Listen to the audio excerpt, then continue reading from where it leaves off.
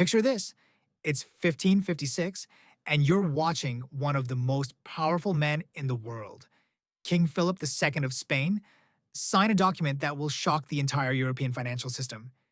He's declaring bankruptcy. Not personal bankruptcy, but national bankruptcy. The Spanish Empire, which controls more territory than any empire in human history, is officially broke.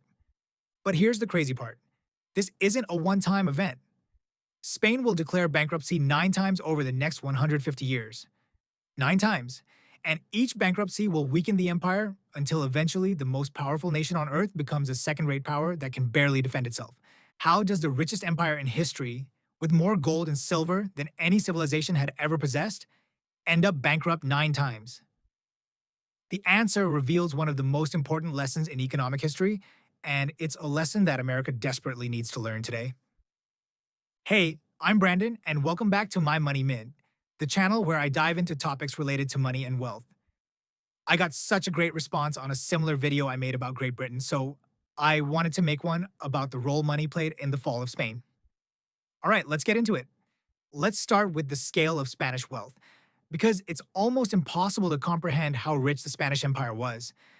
Between 1500 and 1650, Spanish treasure fleets transported an estimated 200 tons of gold and 18,600 tons of silver from the New World to Europe. To put this in perspective, that's more precious metals than had been accumulated by all previous civilizations combined. The Spanish crown collected a 20% tax on all colonial gold and silver, called the Royal Fifth. This meant that every year, millions of ducats worth of pure wealth flowed directly into the royal treasury from mines in Peru, Bolivia, and Mexico. Spain controlled the largest empire in human history. At its peak, Spanish territory stretched from the Philippines to Peru, from the Netherlands to Naples. The empire included most of South America, much of North America, significant parts of Europe, territories in Africa, and trading posts across Asia. The Spanish military was the most feared in Europe. The Spanish infantry, called tercios, were considered invincible. The Spanish navy controlled the seas. Spanish diplomacy shaped European politics. Yet somehow, this incredibly wealthy, incredibly powerful empire went bankrupt. Not once, not twice, but 9 separate times over 150 years. The root of Spain's problem was simple. The Spanish Habsburgs believed that their New World wealth gave them unlimited capacity for military adventures across the globe. They were fighting everywhere all the time. The 80 Years' War from 1566 to 1648, trying to crush Dutch independence. The 7 Years' War from 1756 to 1763, a global conflict with Britain. The 30 Years' War from 1618 to 1648, religious wars across Central Europe. Constant Mediterranean conflicts against the Ottoman Empire and Barbary pirates. And defense of their global empire from the Philippines to Peru, requiring massive garrisons and naval fleets. By the 1560s, 70 to 80% of all royal revenue was going to military expenses. In the 1620s, military spending was 4.5 million ducats out of a total budget of 15 million. By the 1640s, they were spending 13 million ducats annually just on field armies. Think about that. The richest empire in history was spending almost all of its money on wars. Not on infrastructure, not on education, not on economic development, on wars. This is exactly what economist Paul Kennedy would later call imperial overstretch. When military commitments exceed economic capacity, even the wealthiest nations can collapse. But Spain's problems went deeper than just military spending. The massive influx of New World silver created what economists now call Dutch disease, where natural resource wealth actually makes a country poorer. Here's how it worked. All that silver flooding into Spain caused massive inflation. Prices increased 400% between 1500 and 1650. This made Spanish goods incredibly expensive compared to imports from other countries. Why would you buy expensive Spanish manufactured goods when you could get cheaper ones from France or England or the Netherlands? Spanish industry couldn't compete with its own silver-inflated prices, so Spain became an importer rather than an exporter. They were selling raw silver and buying finished goods. This is exactly backwards from what creates sustainable wealth. Spanish economist Martín González de Chillorigo wrote in 1600 that American silver had created a false sense of wealth as consisting of gold and silver whereas true wealth lay in productive investment. Spain failed to use its windfall to build lasting economic foundations. The Spanish economy was deindustrializing. Agricultural production declined because high taxes and military recruitment devastated farming. The best administrators were sent to manage the global empire instead of developing the domestic economy. Meanwhile, the tax system was completely broken. The nobility, who owned most of the wealth, were exempt from taxes. It's like a lottery winner who spends all their money on expensive toys instead of investing in businesses or education, then wonders why they're broke 5 years later. This brings us to the mechanism that actually destroyed the Spanish Empire, the debt trap. Here's how it worked. Military campaigns required immediate funding, but tax revenue came in slowly and wasn't sufficient anyway. So, Spain borrowed money from Italian, German, and Flemish bankers, pledging future silver shipments as collateral. But as Spain's creditworthiness declined, interest rates rose. Under Charles V, interest rates went from 17% to 48%. As more borrowing was required to service existing debt, the situation spiraled out of control. Eventually, debt service consumed 40 to 50% of the total government revenue. Spain was borrowing money just to pay interest on money they had already borrowed. This is the classic sovereign debt crisis, and Spain pioneered it. Philip II, who ruled from 1556 to 1598, became history's first serial defaulter, declaring bankruptcy 4 times during his reign. The first bankruptcy came in 1557, right after Philip inherited the throne from his father, Charles V. Philip inherited 36 million ducats in debt and couldn't pay it. The credit crunch spread throughout European banking. The resolution was forced conversion of short-term debt to long-term bonds called juros. Basically, Spain told its creditors, "We can't pay you back now, but we'll pay you over many years instead." The second bankruptcy came in 1575, caused by the costs of the Dutch Revolt and Mediterranean Wars. Philip justified this by saying he was shocked by high interest rates and had moral objections to usury. He suspended payments to all creditors. The third bankruptcy came in 1596, caused by the English War and continued Dutch conflict. Philip showed no hesitation and signed the bankruptcy decree expeditiously. By the time Philip II took over in 1598, American silver imports had fallen by 50%, but military expenses remained high. He declared the fourth bankruptcy in 1607 and introduced debased copper currency called vellon. Think about this pattern. Every 15 to 20 years, Spain would run out of money and simply declare that it couldn't pay its debts. This happened so regularly that European bankers started building Spanish default risk into their interest rates. But the real financial death blow came during the 30 Years' War from 1618 to 1648. Spain's participation in this religious war across Europe represented the empire's financial death spiral. Military costs reached 13 million ducats annually just for field armies.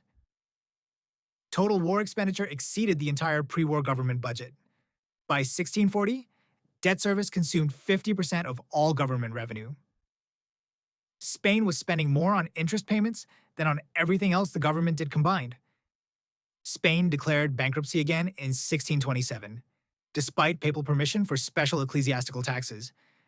They declared bankruptcy again in 1647 as military defeats mounted. After the 1647 bankruptcy, Spain effectively withdrew from European great power politics. The empire was financially exhausted and could no longer compete with rising powers like France and Britain. The massive influx of New World silver triggered Europe's first major inflation, called the Price Revolution. But Spain suffered the most because they had the most silver.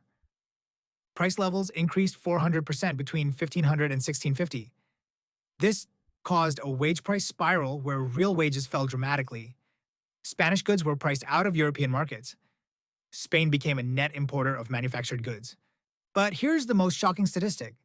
Spain's population actually decreased during its period of maximum wealth. The population went from about 8 million people in 1600 to 7 million people in 1650. That's a 12.5% decline. Castile, the heartland of the Spanish Empire, lost 25% of its population in some areas. The causes were war casualties, emigration to the colonies, and economic hardship. Think about that. The richest empire in human history was losing population because people couldn't make a living there. Spain's military decline was swift and decisive once the financial foundation collapsed. The Spanish Navy went from controlling the world's oceans to having only 20 ships by 1700. The defeat of the Spanish Armada in 1588 was just the beginning. By the 1630s and 1640s, Spain had lost Caribbean dominance to the Dutch and English. They could no longer protect their own global trade routes. On land, Spanish infantry had been considered invincible for over a century. But at the Battle of Rocroi in 1643, the French definitively defeated the Spanish tercios, ending Spanish military supremacy forever.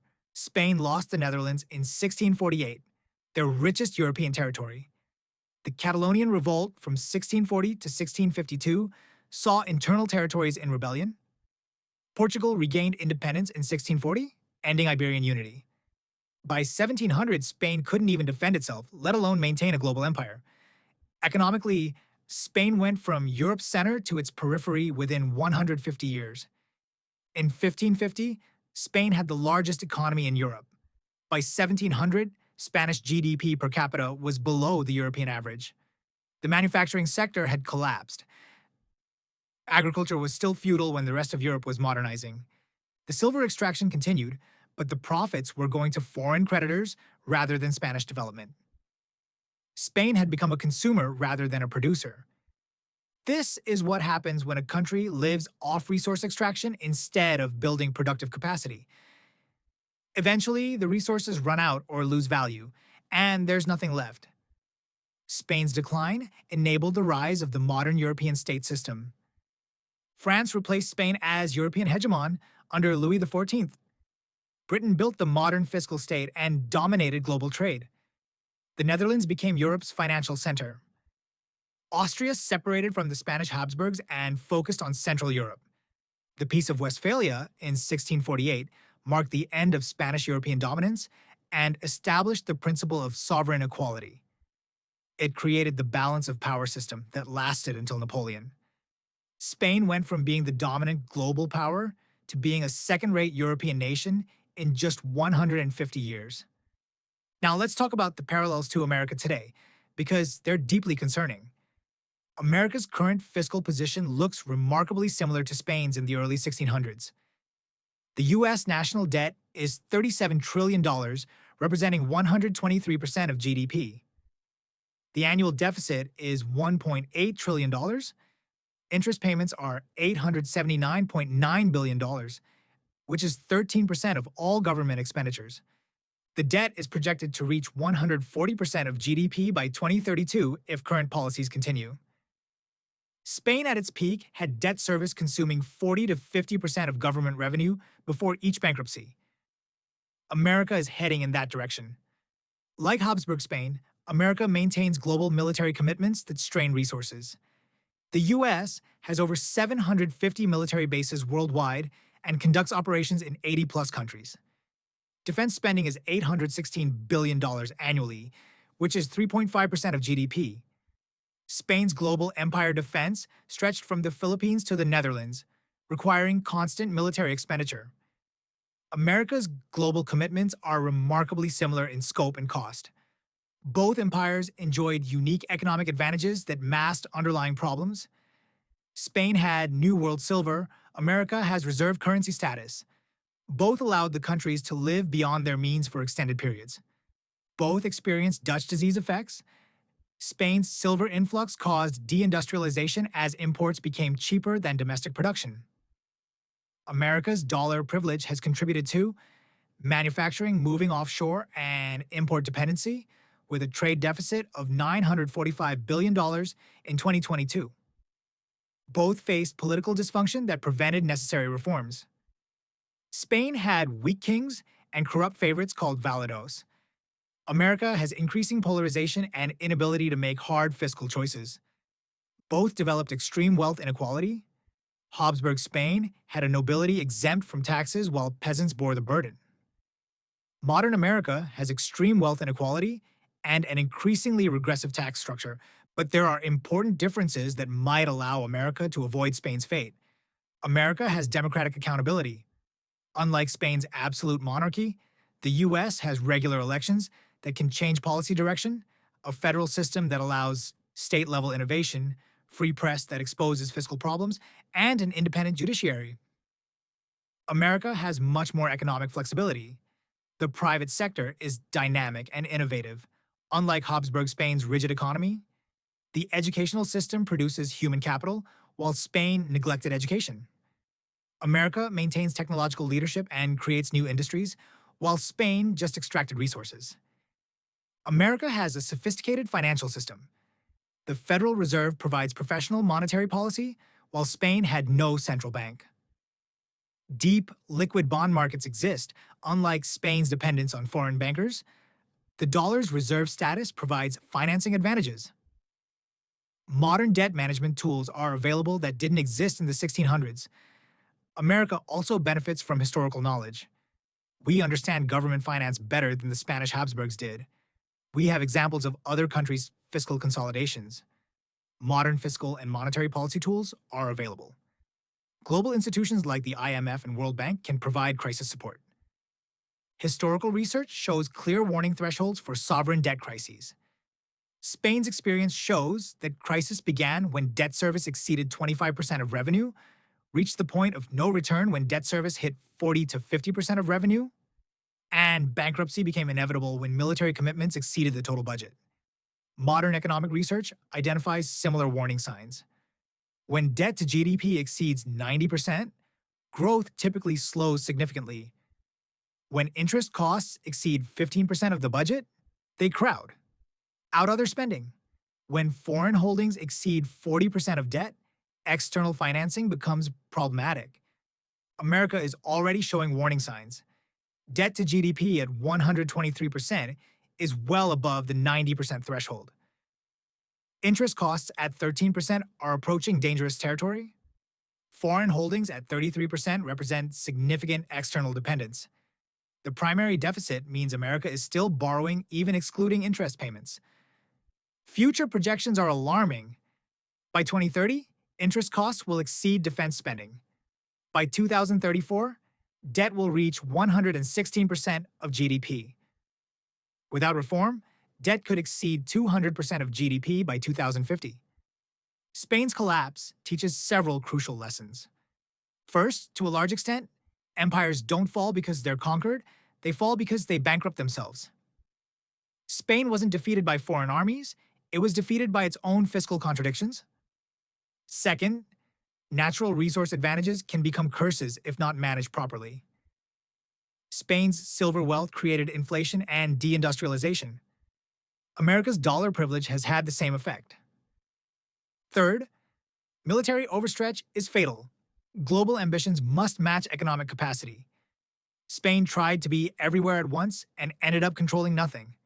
Fourth, debt crises develop slowly, then accelerate rapidly. Spain had multiple opportunities to reform, but delayed until crisis made adjustment impossible.